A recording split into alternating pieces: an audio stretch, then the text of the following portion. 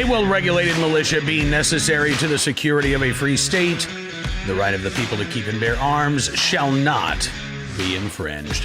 Welcome to another edition of Bearing Arms, Cam and Company. My name is Cam Edwards. I am glad that you've joined us on the program today. Coming up here in a matter of moments, we're going to talk with Congresswoman-elect Lauren Boebert from Colorado about the situation involving carrying guns inside the U.S. Capitol. Now, you and me and those of us who are not members of Congress, we have been banned from doing so, even if we had a concealed carry license, since 1967. Of course, back in 1967, carry licenses weren't really a thing. So Congress decided that, we're going to just ban everybody from carrying firearms, but we're going to exempt ourselves. We can carry in the hallways. We can have guns in our office. Just can't carry on the House chamber floor or the Senate chamber floor. But other than that, if you are an elected representative of Congress, you can carry. That's been the policy since 1967 in Washington, D.C. Well, now some Democrats want to change that. Jared Huffman, Democrat from California, has written a letter to Nancy Pelosi, signed by 20 of his fellow Democrats, urging a change to the rules when Congress convenes in January. And he wants to ban lawmakers from carrying firearms inside the Capitol because he says that lawmakers are not required to secure firearms stored in their offices. Weapons could end up, quote, in the wrong hands. They argue that the current regulations present a, quote, needless risk for lawmakers, staff, police, and visitors. Why is this coming up now? Well, probably because of the election of our guest today, Lauren Boebert, who made headlines when she declared that she planned on carrying in the Capitol. We've also spoken with Representative-elect Andrew Clyde from Georgia, who has told us the same thing. And Lauren Boebert is now firing back with a letter of her own to Nancy Pelosi. And she's got a message for those who would like to impose new gun control restrictions inside the U.S. Capitol. Take a look and a listen. Representative-elect Lauren Boebert is with us on Bearing Arms, Cam and Company. Representative-elect, thank you so much for your time. Thank you so much for having me on today, Cam. It is my pleasure. Congratulations on your election victory. And got to tell you, you have not even been sworn in yet, and you're already making waves here. We've got Democrats who are trying to get rid of this rule that's been in place longer than you or I have been alive.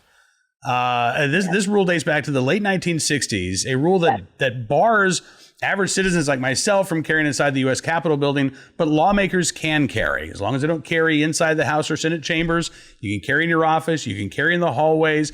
This has not been an issue since 1967, but apparently with your election and the fact that you've been outspoken about the fact that you do plan on carrying, now 21 House Democrats are demanding that the rules change and every lawmaker be disarmed in the Capitol building. What's your reaction to this? This is absurd. Democrats are always up for stripping away our constitutional rights.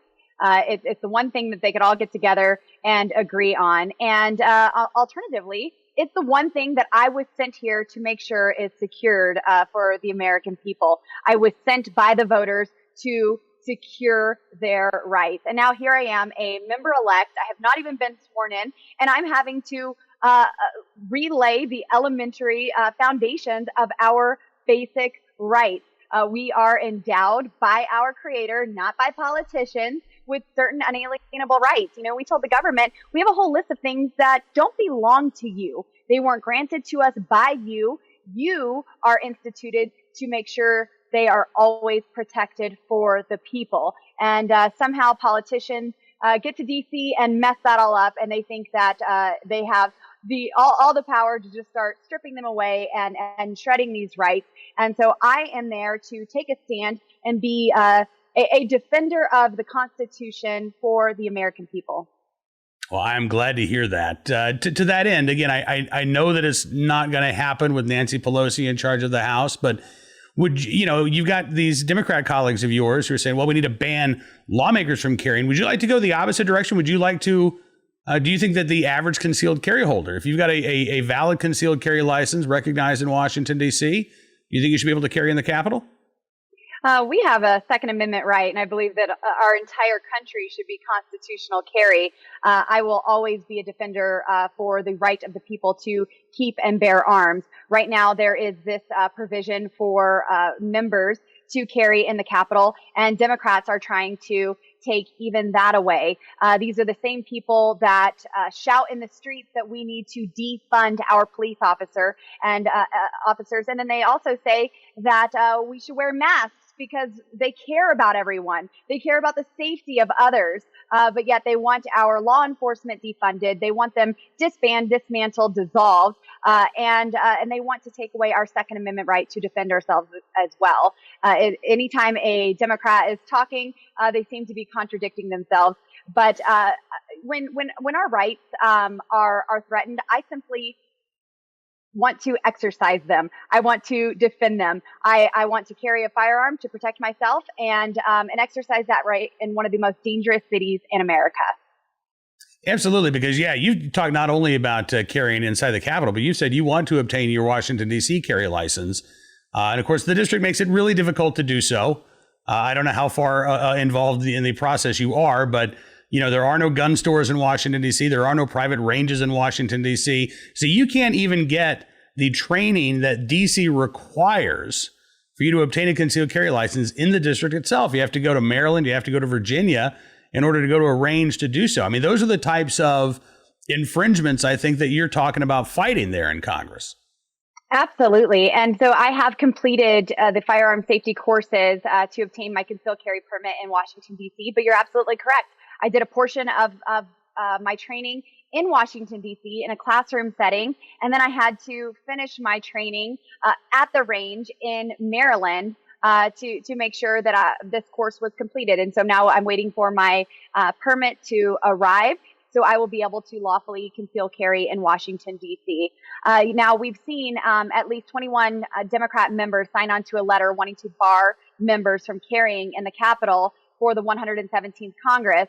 But I already have my sleeves rolled up and I'm getting to work. And I have some Republican members who are signing on to my letter so we can stop their movement and at least keep the rules that we already have in place, allowing members to carry on Capitol grounds.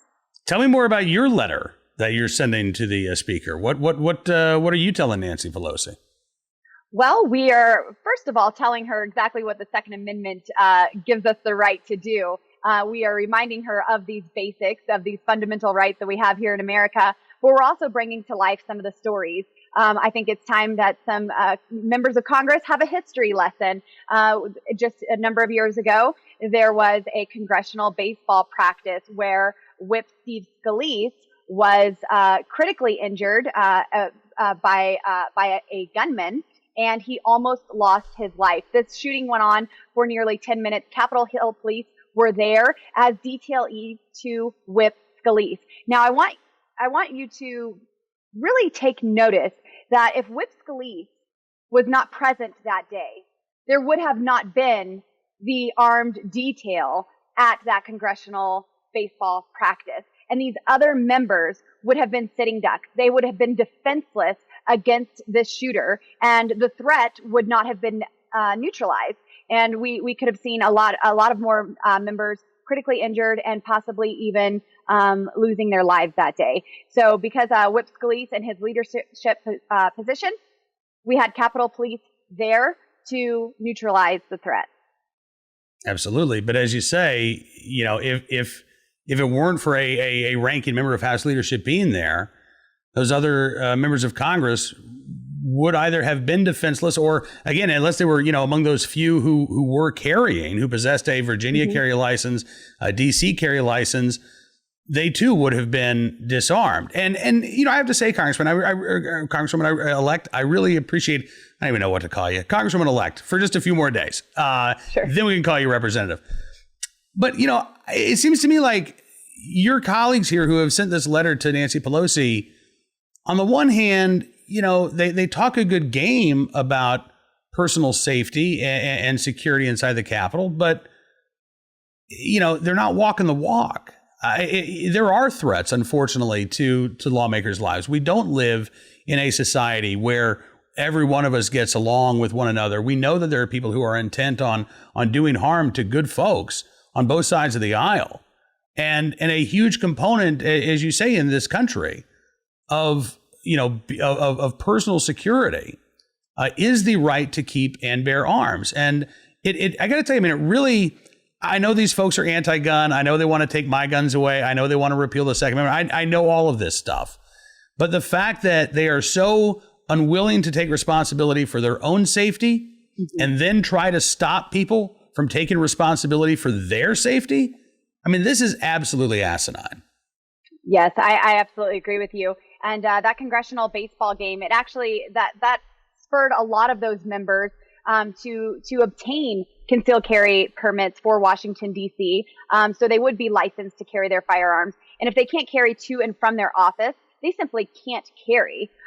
So these are law-abiding members of Congress who found a way. But you're absolutely right.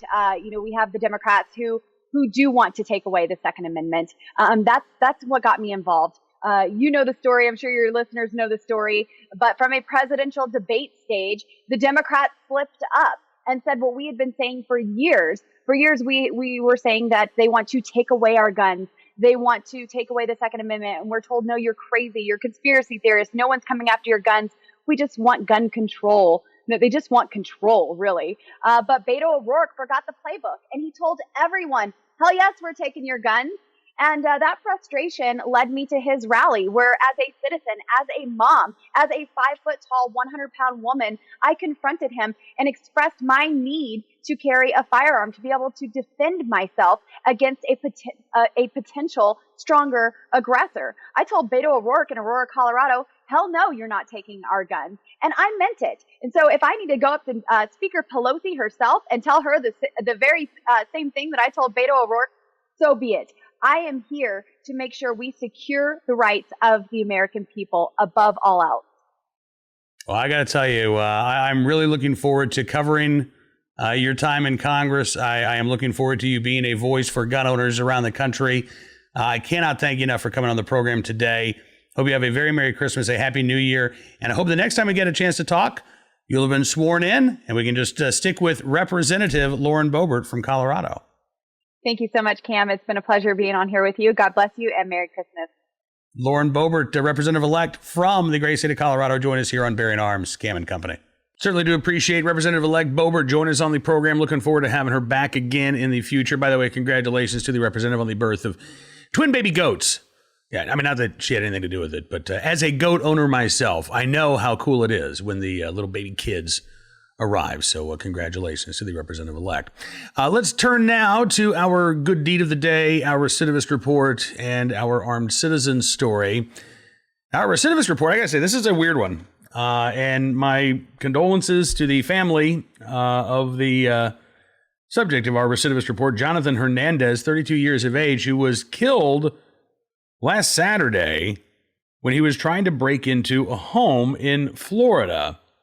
According to local news accounts, the Lee County Sheriff's Office said when they arrived on the scene of this burglary, they found Hernandez dead halfway through the window.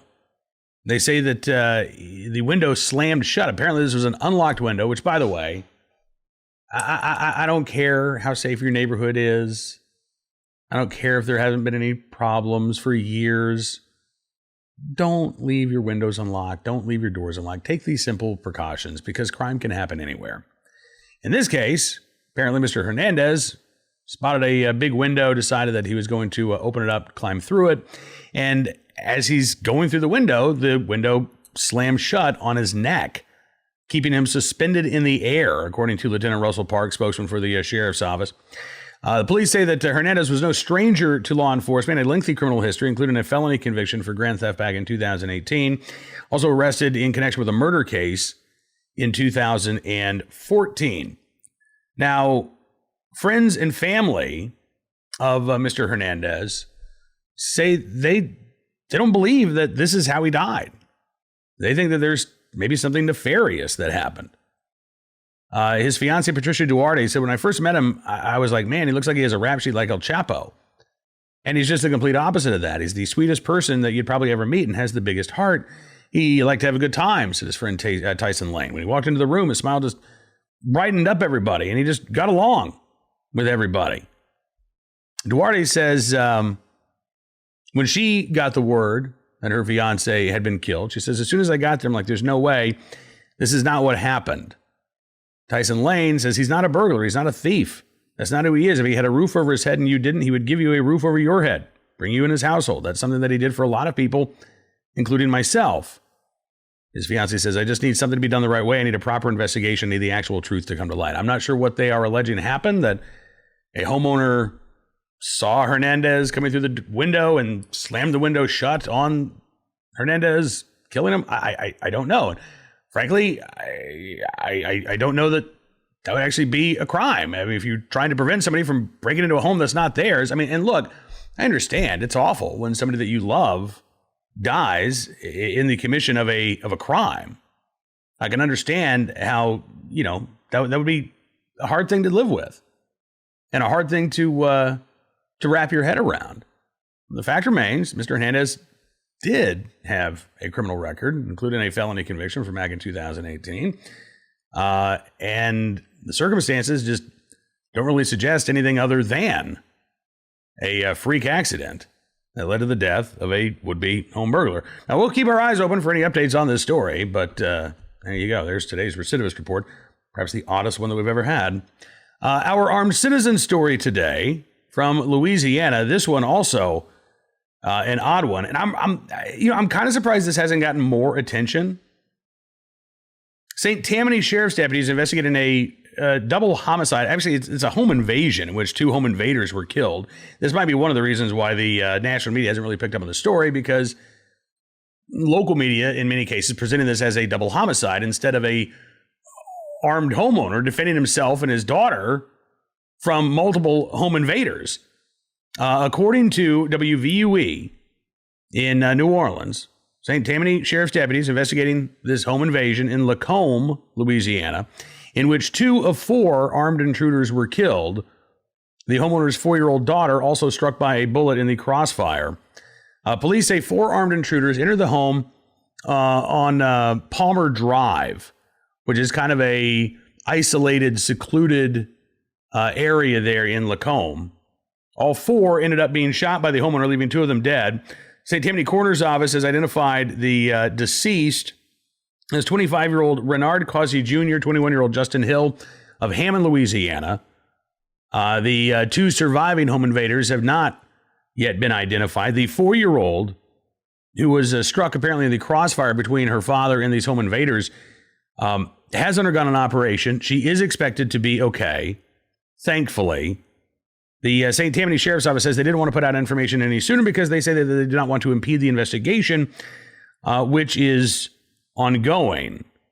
A relative of the homeowner told the media that the man may have been pistol whipped before he fired at the intruders.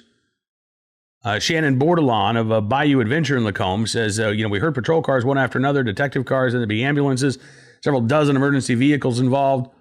Again, a lot of the details of this case have not yet been revealed, but just based on the basic information that we have here, 4 armed home invaders target a home, 2 of them wind up dead, and the homeowner able to protect himself and his daughter. Yeah, that sure sounds like a case of self-defense to me, so we'll keep our eyes on the story, but I don't expect the homeowner to be facing any charges, at least not related to this act of self-defense. And boy, you talk about an argument for large capacity magazines, quote unquote, besides the argument of, have you read the Constitution lately? Have you seen the thing called the Second Amendment? Anyway, another argument in support of being able to own magazines that can hold more than 10 rounds is this particular story. Multiple home invaders attacking this individual. Now, I don't know what kind of firearm he used in self-defense. I don't know how big his magazines were. But I'm guessing that this guy, this homeowner who defended himself and his daughter, wanted more than 10 rounds before he had to reload. When you're dealing with multiple assailants, yeah, you're probably going to need more than 10 rounds. And how dare any gun control advocate try to tell you how best to protect yourself and your loved ones. And that's exactly what those magazine bans are all about. Denying you your choice in terms of home protection, self-defense, and your personal safety. Now, finally today, our good deed of the day. A great story from Task and Purpose. On his way to the ball, a Marine used his belt as a tourniquet to save a motorist's life. Yes, Captain Stephen Alexander, who is the executive officer for the Marines recruiting station in Dallas, was in California a few months ago on his way to the Marine Corps ball when a vehicle going the other way lost control and flipped onto its side. He said, once the vehicle came to a final stop, I pulled over immediately. He said there was a vehicle in front of me that was also pulled over with the 3rd Battalion, 4th Marine Regiment. He said, I'd never met them before. They were from a different company. We all ran over to the vehicle. He said, at this point, the vehicle was on its side. The driver was on the bottom and was not coherent.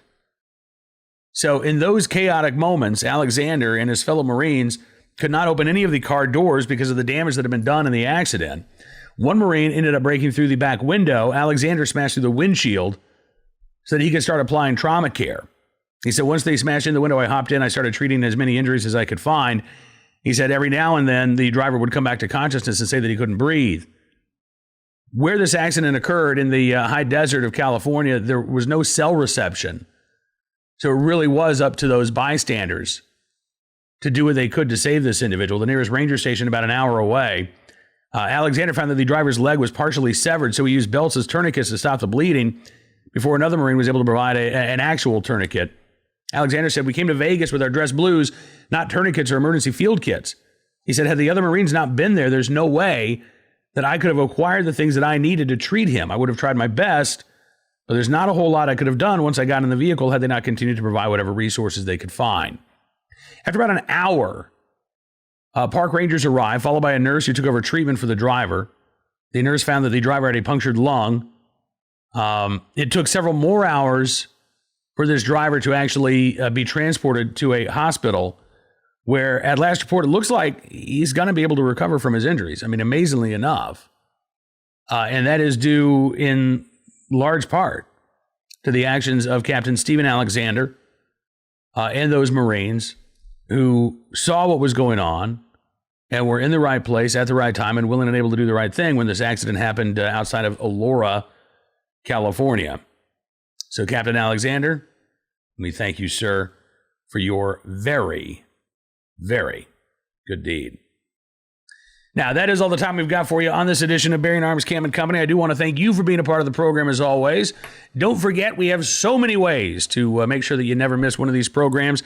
If you like the video, well, we've got you covered. You can subscribe to Town Hall Media on YouTube, or you can subscribe to Bearing Arms Cam & Company on Rumble.com. Also, if you just want the audio, that's good. We're okay with that. I'm really, doesn't hurt my feelings one bit. Amazon Podcasts, Apple Podcasts, Spotify, SoundCloud, Stitcher, probably some other ones as well, but there's almost a half dozen choices for you. We will be back tomorrow with even more of the latest Second Amendment news and information from all across the nation. Thank you so much for being a part of today's program. Hope you have a great rest of your Thursday. Until we talk again, be well, be safe, and be free.